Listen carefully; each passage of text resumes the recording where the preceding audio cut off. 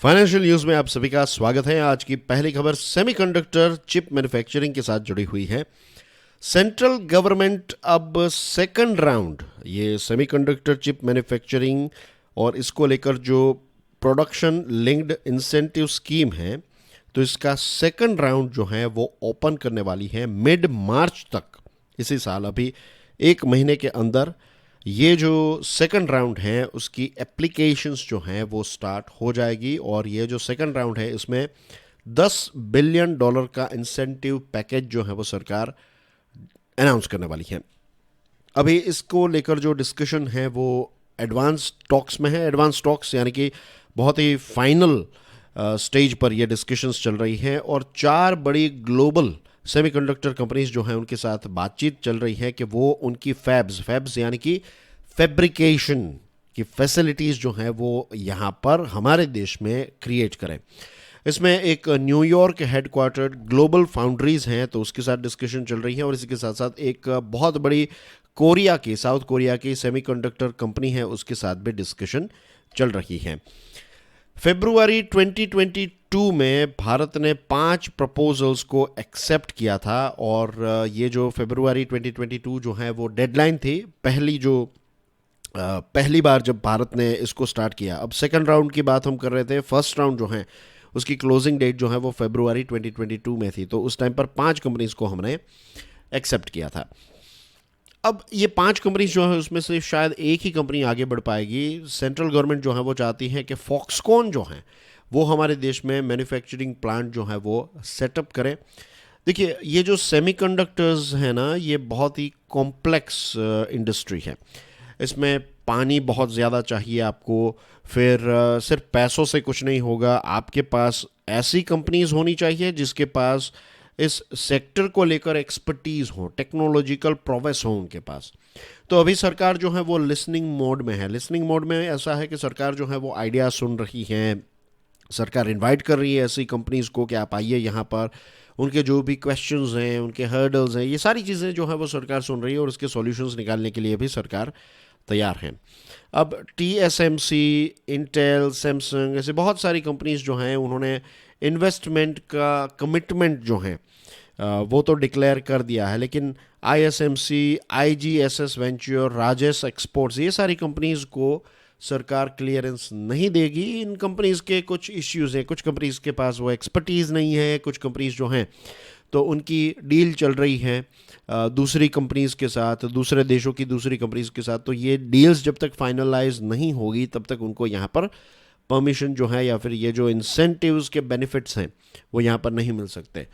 तो जो पहला राउंड है उसमें से होपफुली एक ही कंपनी जो है वो आगे बढ़ेगी और इसी चीज़ को ध्यान में रखते हुए सरकार ने ये सेकंड राउंड जो है उसको अनाउंस करने का डिसीजन जो है वो लिया है।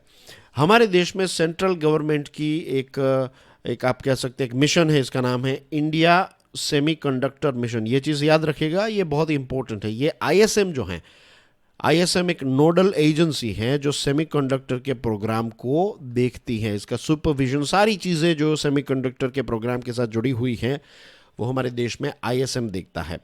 और सरकार क्या बेनिफिट्स प्रोवाइड कर रही है? सेंट्रल गवर्नमेंट 50% सब्सिडी देगी। अगर आप यहाँ पर फैक्ट्री लगा रहे हैं और फैक्ट्री लगाने का खर्च लेट से 100 रुपये है, तो 50 रुपये जो है वो सेंट्रल गवर्नमेंट देगी।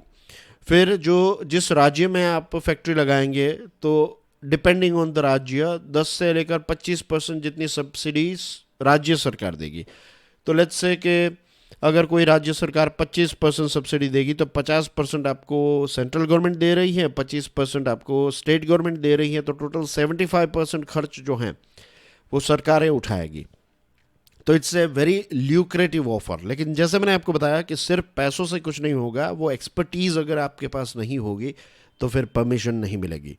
तो it's a very complex industry, लेकिन ये एक बहुत ही इंपॉर्टेंट इंडस्ट्री है बिकॉज वी ऑल नो कि चिप जो हैं वो एक किसी भी डिजिटल प्रोडक्ट का जो ब्रेन है वो उसकी चिप होती है। एयर इंडिया की डील की बात करें तो next week hopefully Air India जो है वो एक बहुत बड़ा अनाउंसमेंट करने वाली है। एयर इंडिया एयरबस कंपनी जो है उससे 250 एरोप्लेन खरीदेगी और बोइंग जो है उनसे 200 प्लेन्स खरीदने वाली है। तो आप पकड़ लीजिए लगभग 450 प्लेन्स खरीदने का बहुत बड़ा ऐलान जो है वो एयर इंडिया नेक्स्ट वीक करने वाली है। टाटा ग्रुप की है एयर इंडिया, और एयर इंडिया जो है वो अपने ऑपरेशंस और अपनी फ्लीट यानी कि एयरक्राफ्ट जो हैं इन दोनों को एक्सपांड कर रही है। 27 जनवरी को एयर इंडिया के जो चीफ हैं कैंपबेल विल्सन, उन्होंने अनाउंस किया था कि एक हिस्टोरिक ऑर्डर जो है नए एयरक्राफ्ट का वो एयर इंडिया कंपनी जो है वो देने वाली है। और इससे पहले एयर इंडिया ने 16 साल पहले एयरक्राफ्ट खरीदे थे। उस समय पर सरकार के पास ये कंपनी थी, और 2005 के बाद एयर इंडिया ने कोई भी नए प्लेन्स जो हैं वो नहीं खरीदे हैं। एक एविएशन कंसल्टेंसी है CAPA, तो CAPA का कहना यह है कि 2024 तक इंडिया में ऑपरेट करने वाली जो कंपनीज हैं, इंडियन कैरियर्स जो हैं, वो टोटल 1700 प्लेन्स का ऑर्डर देंगे, और इसमें से लगभग 500 जितने प्लेन्स जो हैं वो एयर इंडिया के होंगे।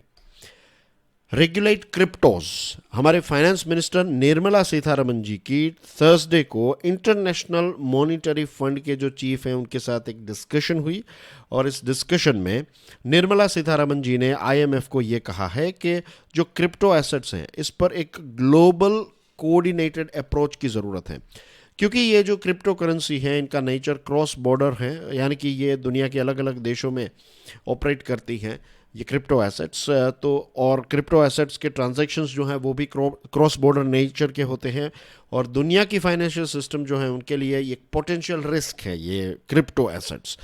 तो इनको अगर हमें कंट्रोल में लाना है तो पूरी दुनिया को ऑन बोर्ड आकर ही इसको कंट्रोल किया जा सकता है। तो इसके लिए ग्लोबल स्ट्रेटेजी की ज़रूरत है, जिसमें एक IMF जो है वो एक इम्पोर्टेंट रोल प्ले कर सकता है।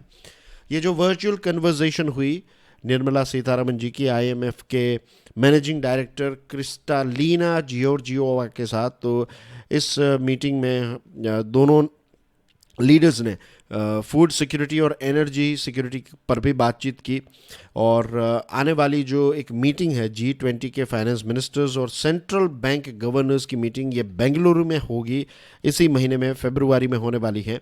एंड वी नो के जो इंडिया है ये G20 का प्रेसिडेंट है। इसी के साथ निर्मला सीतारमन जी ने ये भी कहा कि G20 फाइनेंस ट्रैक डिस्कशंस जो हैं वो होगी, और इसमें डेट क्राइसिस के बारे में बातचीत होगी। दुनिया के जो लो इनकम कंट्रीज़ हैं, 60% जितने लो इनकम कंट्रीज़ जो हैं वो अभी हाई रिस्क या फिर बहुत ज़्यादा उन पर कर्ज बढ़ चुका है, और 2015 के मुकाबले ये 30% इंक्रीज़ हुआ है। तो ये एक चिंता का विषय है। और इसी के साथ साथ जो 16th general review of Kota's होगा, तो इसमें ग्लोबल फाइनेंशियल सेफ्टी नेट के बारे में भी डिस्कशन होने वाली है। और ये जो लेटेस्ट GRQ हैं, तो इसमें कैसे जो डेवलपिंग देश हैं उनका वज़न बढ़े, डेवलपिंग देश जो हैं वो IMF जो हैं उसमें अपने पॉइंट्स रख पाए।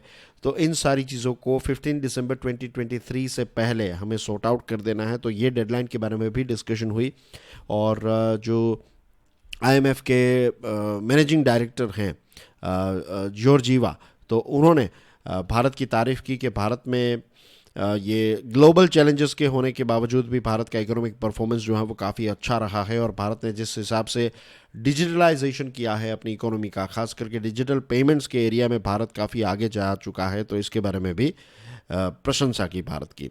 नेशनल सिंगल विंडो सिस्टम, ये NSWS के नाम से जाना जाएगा, नेशनल सिंगल विंडो सिस्टम, और ये दिसंबर तक इसको फाइनलाइज किया जाएगा। हमारे देश के सारे राज्य और सारी यूनियन टेरिटरीज जो हैं वो नेशनल सिंगल विंडो सिस्टम का पार्ट बन जाएंगे। और ये NSWS जो हैं ये कंपनीज़ के लिए जितने भी अप्रूवल्स क्लियरेंसेस चाहिए वो एक जगह पर ही उनको मिल जाएंगे।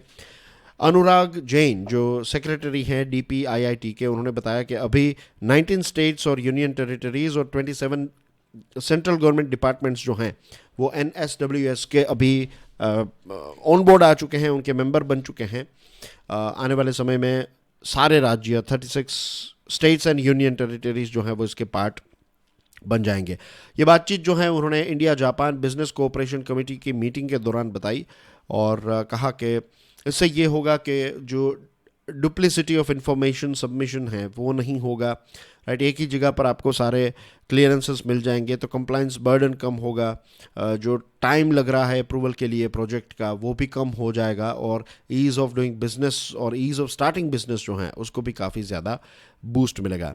NSWS जो है ये आइडेंटिफिकेशन, अप्लाइंग और सब्सिक्वेंट ट्रैकिंग ऑफ अप्रूवल्स जो है वो एक ही जगह पर मिल जाएगा। और आने वाले समय में जैसा मैंने आपको बताया कि सारे राज्य और यूनियन टेरिटरीज जो है वो ऑन बोर्ड हो जाएंगे।